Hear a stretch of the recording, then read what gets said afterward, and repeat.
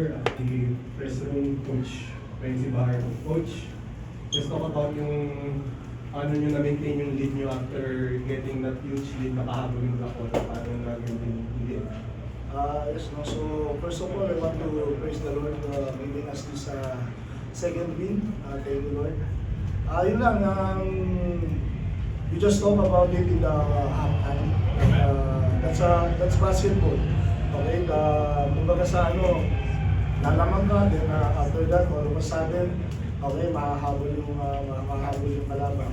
But still, I give credit to the players because they're not giving, hindi sila rin bumigay. Okay, especially the round of Blackwater.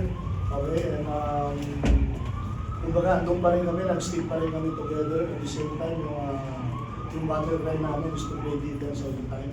So, yun lang yung dinala namin to the fourth quarter.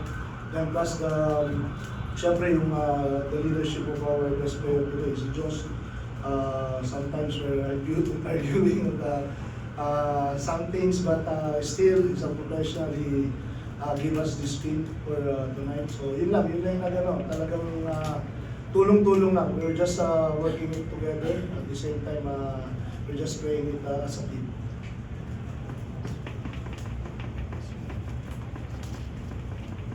Coach, you've won 2 of the last 3 games, if I'm not mistaken. Gano'ng kalaking bagay sa inyong team na consistently mananalo na kayo after that slow start?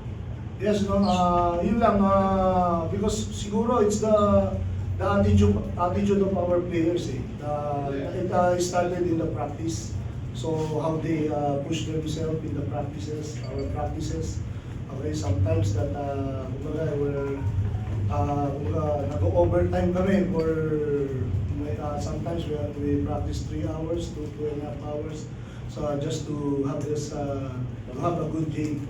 So yun lang, yung attitude lang ng mga bata kasi they're fighting for gusto nilang manalo every time. Even in practice, if you can watch our practice, kumbaga halos sila paano sila mag-challenge to each other.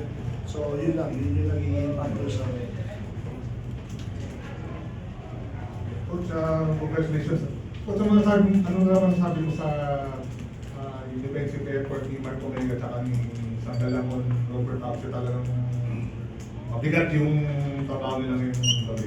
Yes, so we play against a giant player and a talented player, NBA caliber player. So ang feeling ko lang sa kanila is number 1 is to, hindi nila kaya sa bigat eh.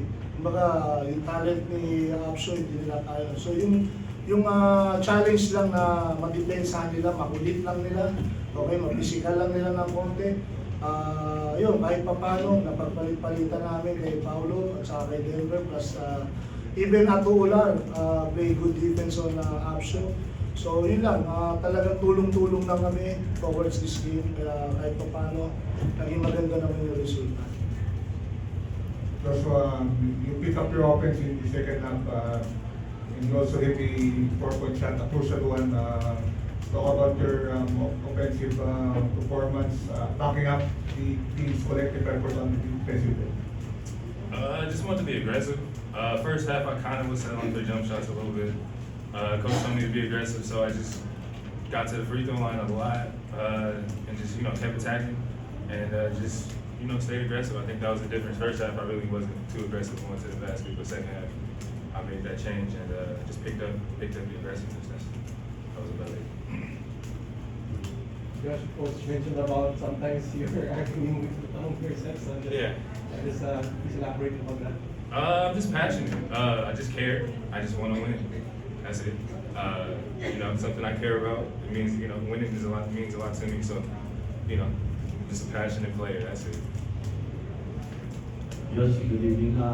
Just how do you go about being the new leader of this team after previously having Arvin Tolentino and then Alvin Abuel? Just trying to lead by example, trying to do the right things on offense and on defense, and just like I said, leading by example, trying to do the right things. That's how my style of leadership. And sometimes I might come off aggressive, but it's all basketball. It's all passionate. But that's it. Coach, good evening. Si Kate Flores, di yata. Yeah, Kid, actually, Came practice as yesterday as a good practice, but eventually, kumbaga nung dinner time nila, nagkaroon siya ng food poisoning. So sayang, we miss him, but we offered this game to him. He texted me before going to the game na yun nga, actually nasa first group siya eh. So sabi ko, just pahinga ka, then just take a rest and we offered this game for him. Thank you. Thank you. Thank you. Josh, thank you.